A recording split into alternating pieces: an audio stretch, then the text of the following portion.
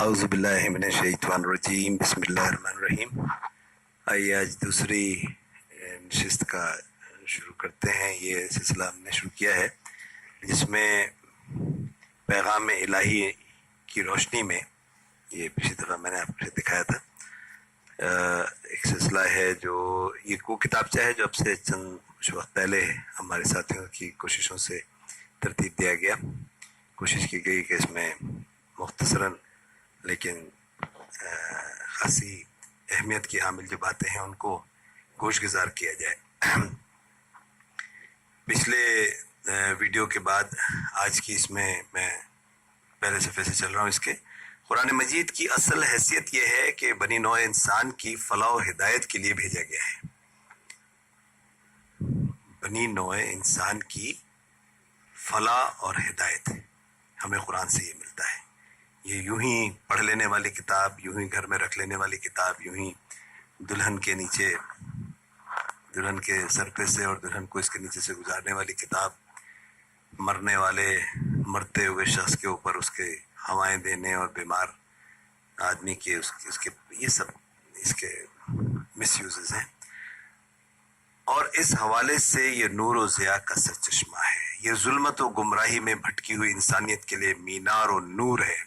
یہ مسترف روحوں کے لیے چین اور سکون کا ذریعہ ہے۔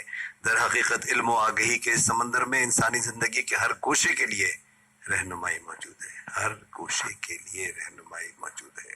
ہمارے ساتھیوں کی ادنیٰ کاوش سے ایک کتابچہ قارئین کے لیے پیش خدمت ہے۔ ساتھیوں نے قرآن کریم کے طالب علم ہونے کے پیش نظر مضمون کا بیشتر حصہ ہی نور و ضیاء کا سرچشمہ یعنی کتاب اللہ سے پیش کیا ہے اور روزمرہ کے معمولات سے متعلق ایک کلمہ گو کو درپیش سوالات کا جواب مختصراً دینے کی کوشش کی ہے۔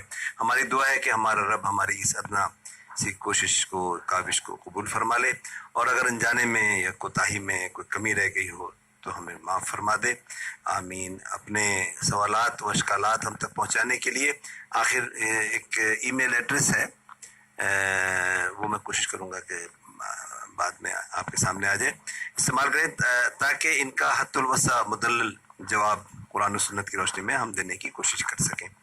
قرآن کریم کی 57ویں سورت جو کہ سورہ حدید ہے، اس کے پہلے رکوع میں سے بات شروع کرتے ہیں۔ جس کی بات ہو رہی ہے اللہ کی، مالک کائنات کی، وہ تو تمام خالق، تمام چیزوں کا خالق، ایک اللہ، بادشاہ حقیقی، سچا بادشاہ وہی ہے، باقی تو آتے جاتے رہتے ہیں۔ قرآن کریم کی 57ویں سورت سورہ حدید، پہلا رکوع۔ آسمان اور زمین کی بادشاہت اسی کی ہے، وہی زندگی دیتا اور موت بھی، اور وہ ہر چیز پر قادر ہے۔ وہی پہلے ہے اور وہی پچھلے، ہمیشہ سے، ہمیشہ کی لیے۔ وہی ظاہر ہے اور وہی مخفی، ظاہر،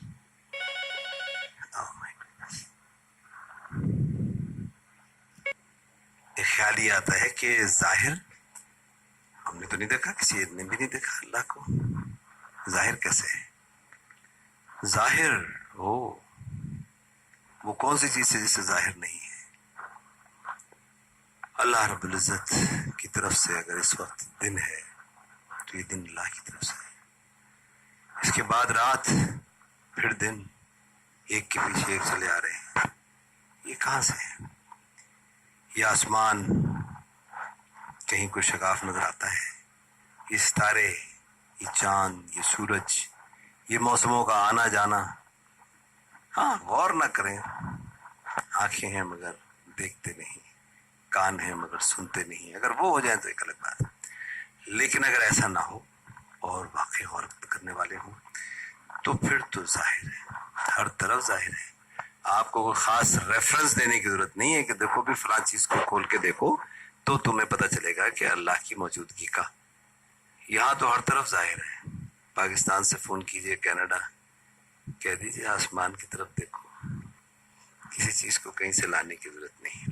تو وہی پہلے سے ہے اور وہی پیچھے، وہی ظاہر، وہی مخفی، اور وہ ہر چیز کو بخوبی جاننے والا ہے۔ آپ کے دل میں کیا گزر رہا ہے، میرے دل میں کیا ہے، وہ تو اس کو بھی جانتا ہے۔ وہی ہے جس نے آسمان اور زمین کو 6 دن میں پیدا کیا، پھر عرش پر مستوی ہو گیا۔ وہ خوب جانتا ہے اس چیز کو جو زمین میں جائے اور اس سے بھی جو نکلے، اور جو آسمان سے نیچے آئے اور جو کچھ چڑھ کر اس میں جائے، اور جہاں کہیں تم ہو وہ تمہارے ساتھ ہے۔ وہ تمہارے ساتھ ہے، اور جو تم کر رہے ہو اللہ دیکھ رہا ہے۔ آسمانوں اور زمین کی بادشاہی اسی کی ہے، اور تمام کام اسی کی طرف لوٹائے جاتے ہیں۔ وہی رات کو دن میں، وہی جو ہم مثال دے رہے تھے، لے جاتا ہے، اور وہی دن کو رات میں داخل کر دیتا ہے، اور سینوں کے بھیدوں کا وہ پورا عالم ہے۔ اللہ معبود برحق ہے جس کے سوا کوئی عبادت کے لائق نہیں، زندہ، ہمیشہ رہنے والا، نہ اس کو اونگ آتی ہے نہ نیند۔ اس نے اوپر تلے 7 آسمان بنائے، چاند اور سورج بنائے، اور پھر عرش پر جا ٹھہرا۔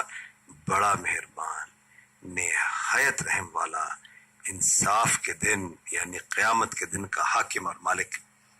یہ بات کیوں کہی؟ سورہ فاتحہ میں کہی، کیوں کہی؟ آج کا حاکم نہیں ہے کیا؟ آج کا مالک نہیں ہے؟ لیکن آج تھوڑا سا اختیار آپ کے میرے پاس بھی ہے، اس دن وہ نہیں ہوگا۔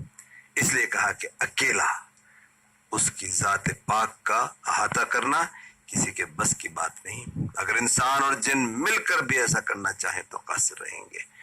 میرا خیال ہے کافی آپ لوگوں تو وقت لے لیا، انشاءاللہ اگلی نشست میں اگلی بات۔ اللہ حافظ۔